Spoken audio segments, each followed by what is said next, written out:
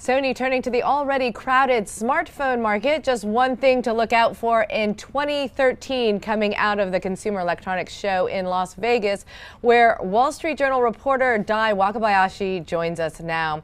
Okay, Dai, Sony's already makes smartphone, but is this a key strategy going forward, and are they going to be able to compete with the likes of Apple and Samsung? Yeah, so we spoke to Sony CEO Kaz Hirai today, and we asked him kind of what one of the key things, indicators we can see if their turnaround plans are going well. And one of the things he said was to be a top 3 smartphone maker. Now, obviously, 1 and 2 is Samsung and Apple. So Sony wants to be that strong number 3 player. To kind of facilitate that, they introduced a new Xperia Z smartphone at the show this year, and it's really the first phone that they have had that kind of vaults them into that Galaxy iPhone category. It's a quad-core phone, so it's very powerful. It's got a 5-inch display. It's got kind of all the specs that people expect, and it's got a lot of kind of interesting features that tap into Sony's consumer electronics experience. A 13-megapixel camera, a display that is full high definition, and it's waterproof. So, I think that Sony really thinks it has a chance here.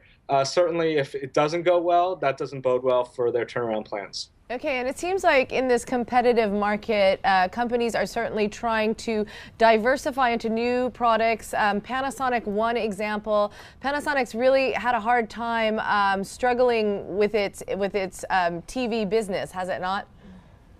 Yes. So their president today, Kazuhiro Tsuga, spoke at a keynote where probably attended by several thousand people, where he kind of emphasized that the company is more than just a TV manufacturer. He tried to show the breadth of the company.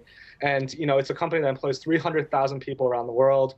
They make everything from avionics, so the infotainment system in airplanes, to kind of computers, tough computers that are used by the U.S. military, to electric car batteries.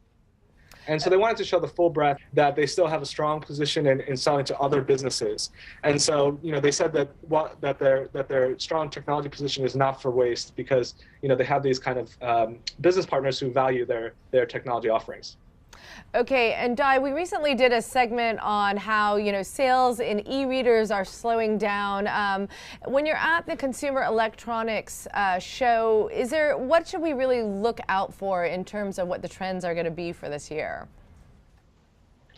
Well, one of the big themes at the show has been ultra high definition televisions. So, the high definition televisions that we are kind of accustomed to now, there's the next stage, which are ultra high definition, and that's about 4 times the resolution.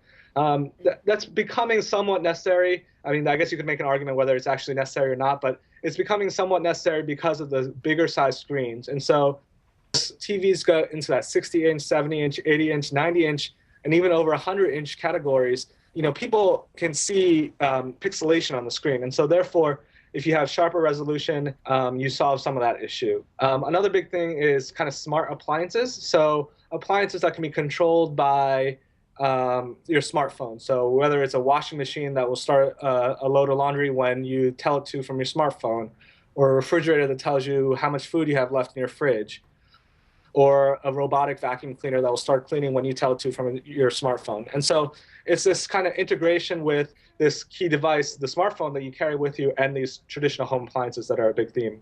Okay, it certainly does seem very futuristic going forward. Okay, thanks very much, Dai Wakabayashi, joining us from Las Vegas from the Consumer Electronics Show.